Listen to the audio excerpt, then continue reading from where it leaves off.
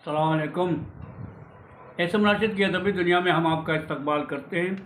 تو دوستو، آج اتوار کا دن ہے اور ہر اتوار کے دن آپ بے صبری سے انتظار کرتے ہیں جہاں اپنے پسندیدہ کالم سننے کے لیے بے چین رہتے ہیں، یعنی کہ لندن کی ڈائری، جس کے کالم نگار ہیں فہیم اختر، لندن برطانیہ، اور 10 سال سے زیادہ عرصہ ہو چکا ہے آپ اسے پڑھتے آ رہے ہیں اور سنتے آ رہے ہیں۔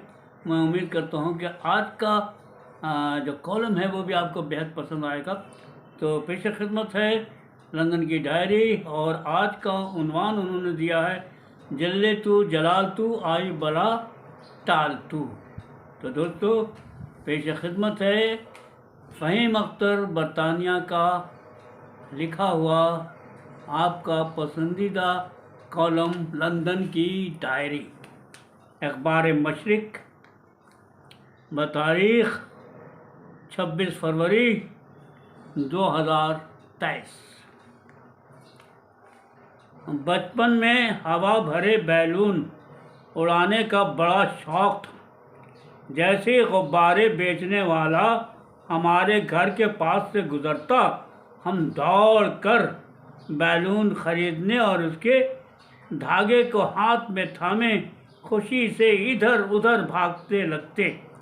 کبھی کبھی تو ہوا بھرے بیلون اتنے بے وفا نکلتے کہ ہمارے ہاتھ سے چھوٹتے ہی بیلون آسمان کی طرف اڑ جاتا اور ہم اداس نظروں سے اسے دیکھتے رہ جاتے، اور بیلون کی بے وفائی پر خفا ہو کر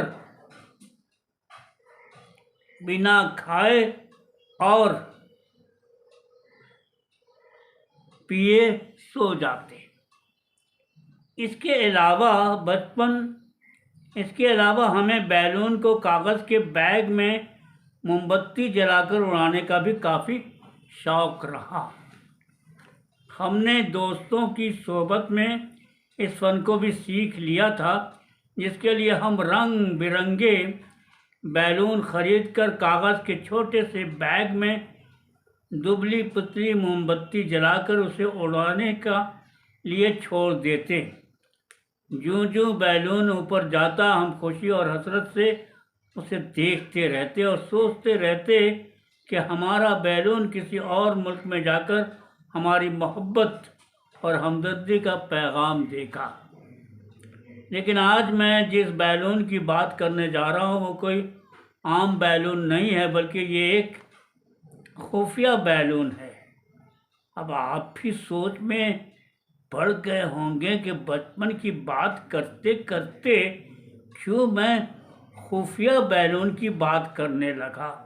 دراصل پچھلے کچھ دنوں سے ایک خبر پوری دنیا میں سنی جا رہی ہے کہ امریکہ اور کینیڈا کی فضا میں 2 قائد سائز کے سفید بیلون اڑتے ہوئے دیکھے گئے، جس کے بعد مت پوچھیے کہ کیا کیا نہیں ہوا۔ پہلے تو امریکہ نے صاف صاف کہہ دیا کہ بیلون چین نے امریکہ کی خفیہ فوجی دستاویز کو جاننے کے لیے بھیجا ہے۔ امریکہ کے اس بیان سے امریکہ سمیت دنیا کے مغربی ممالک کے کان کھڑے ہو گئے، اور ہوتا بھی کیوں نہیں۔ بات ہی امریکہ نے کچھ ایسی کہہ دی، آنن فانن امریکی صدر جو بائیڈن نے بیلون کو فوراً مار گرانے کا حکم دے دیا۔ لیکن امریکی فوجی نے بیلون کو مارنے سے ہچکچاتے ہوئے کہا کہ خدا نخواستہ اگر بیلون کے پھٹتے ہی اس کے اندر سے کچھ جان لیوا چیزیں خارج ہوئی تو امریکی عوام کافی تعداد میں مارے جائیں گے۔ امریکی ابھی ایک سفید بیلون کی بات کر رہے تھے اور معاملہ ٹھکا ہوا تھا کہ کچھ دن بعد دوسرا بیلون بھی آسمان میں جھومتے ہوئے دکھائی دیا۔ اب تو صاحب بیٹھے بٹھائے امریکی فوجی اور سیاستدانوں کی نیند حرام ہو گئی۔ امریکی ٹیلی ویژن پر طرح طرح کے نقشے بنا کر بیلون کو چین سے جوڑ کر الزامات پر الزامات لگائے جانے لگے، لیکن معاملہ اسی بات پر اٹکا ہوا تھا کہ اس دیوقائد سائنس کے سفید بیلون کا کیسے ٹھکانہ لگایا جائے جس نے امریکیوں کی نیند حرام کر رکھی تھی۔ بات یہی ختم نہیں ہوئی۔ اس کے بعد برطانیہ کے وزیر اعظم رشی سونک نے بھی بیان دے دیا، کہا کہ چینی بیلون برطانیہ کے فضائی حدود میں دکھائی دیا تو برطانیہ یہ خفیہ بیلون کو فوراً مار گرائے گا۔ انہی دنوں میں گاڑی چلاتے ہوئے دفتر سے گھر کی طرف لوٹ رہا تھا، مگر میری نظر آسمان کو بار بار گھور رہی تھی۔ نہ جانے کیوں ایسا محسوس ہو رہا تھا کہ کئی سفید بیلون آسمان میں دکھائی دے رہے ہیں۔ اب اسے ہم ذہنی تناؤ کہیں یا چین کی شرارت یا امریکہ کا فتنہ یا برطانیہ کی خوف و ہراس، خیر بات کچھ بھی ہو، ہم تو مارے خوف اور ہراس کے مسلسل آسمان کی طرف دیکھتے اور پریشانی میں تاروں کو بھی سفید خفیہ بیلون سمجھ کر جلے تو جلال تو آئی بھلا ٹال تو پڑھنے لگتے۔ آخر کار امریکہ نے اپنے فضائی حدود میں 4 اڑنے والے بیلون کو مار گرائے۔ کہا گیا کہ بیلون کی بازیابی میں خراب موسم کی وجہ سے تاخیر ہوئی تھی، جس کے بعد امریکی فوجی اس کے ملبہ اکٹھا کرنے کی کوشش میں لگ گئے اور بیلون کو سمندر سے نکال کر اس کی جانچ شروع کی گئی۔ اس بیچ امریکہ مسلسل چین پر الزام لگاتا رہا کہ اس نے خفیہ بیلون بھیج کر بہت غلط کیا۔ وہیں جاپان نے بھی چین کو خبردار کیا ہے کہ نگرانی والے غباروں کے ذریعہ اس کی فضائی حدود کی خلاف ورزیاں مکمل طور پر ناقابل قبول ہیں۔ بیجنگ نے جوابی وار کرتے ہوئے کہا کہ جاپان کے پاس اپنے الزامات کی حمایت کے لیے ثبوت کی کمی۔ وہیں چین نے دعویٰ کیا ہے کہ امریکی غبارے مئی 2022 سے دنیا بھر کی پروازوں میں اس بار بغیر اجازت کے اس کی فضائی حدود سے اڑ چکے۔ وائٹ ہاؤس نے اس پر اختلاف کیا، تاہم بیجنگ نے اپنے دعووں کا کوئی ثبوت یا تفصیلات پیش نہیں کی، لیکن دعویٰ کیا کہ تبت اور سنکیانگ کے انتہائی محفوظ علاقوں میں امریکی بیلون دیکھے گئے، جس پر بیجنگ نے امریکہ پر انسانی حقوق کی خلاف ورزی کا الزام لگایا ہے۔ اگر تاریخ پر نظر ڈالی جائے تو فوجی غبارے کی تاریخ 18ویں صدی کے اواخر سے شروع ہوئی،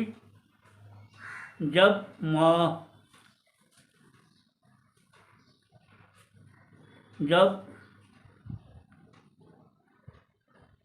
موتکو نصیر برادران جوزف مسیل اور جیکس ایٹن نے پہلی بار فوجی استعمال کے لیے گرم ہوا کے غباروں کی صلاحیت کا مظاہرہ کیا۔